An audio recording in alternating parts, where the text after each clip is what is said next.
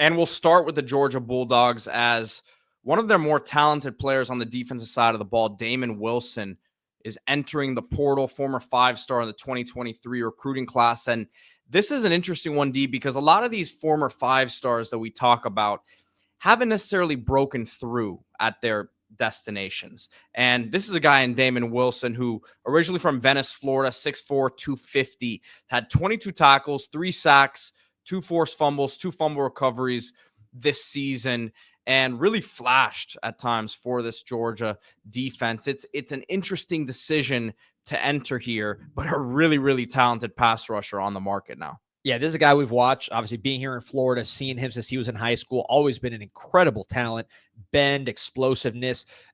You mentioned, Pete, that, and I remember this from when he's a recruit, the whole family's really focused on physical fitness. So this is a guy that's trained. This guy's a guy that's been ready from a college-ready body standpoint for a while. 6'4", 250, couldn't draw him up any better, and he's been productive. Now, look, if you're Georgia, you got Jalen Walker, you got Michael Williams, you're talking about first-round, top 10 type pass rusher. So nobody is seeing the field in front of those guys, right? Especially considering that they're draft eligible and older. But this guy played, man. I watched the Notre Dame game, and Wilson was playing a ton in that particular ball game. So it's not like this is somebody who was buried and is just living off his ranking. You mentioned the 3 sacks, 2 forced fumbles, 2 fumble recoveries. One of those forced fumbles against Arch Manning at a critical point in the Texas game, forcing that fumble, which was a huge turning point in that ball game. So this is a guy who's played well. And when you look at Georgia, Jalen Walker's out the door, Michael Williams out the door, Chaz Chambliss potentially out the door. You got Gabe Harris coming back, Quintavious Johnson coming back, but not a lot. Isaiah Gibson, one of the top players in Georgia's recruiting class. Is he ready to step in right away as a true freshman? I'm not sure. If he does, I'm not sure he's going to give you more than a third-year, very physically developed Damon Wilson will. So this is kind of an interesting move. I'm just scouring the Georgia forums. They're not very happy about this move, as you would imagine. This is not like something you'd expect. Georgia's losing some pretty important players. Certainly with Wilson, and you hear buzz about others, a lot of players jumping in the portal, really at all levels of the team. They're bringing guys in. We'll talk about some of those guys. We talked about the Branch brothers yesterday on the show, but it's concerning when you're a program that is so good at turning these exact kind of guys into first rounders, 2 of them this year, that a Damon Wilson would want to leave the program. And there's already early reports that Ohio State is a team to watch here. I know they were very involved in his recruitment, so that would make sense. Is it a situation where he goes in and feels like he's going to be the man right away? Potentially. And obviously Ohio State has their history developing those type of pass rushers as well. Yeah, Ohio State makes a lot of sense following defensive end coach, not to be the Instagram detective, but following Leyland Clark on Instagram. That's important stuff, man. The Instagram detective work.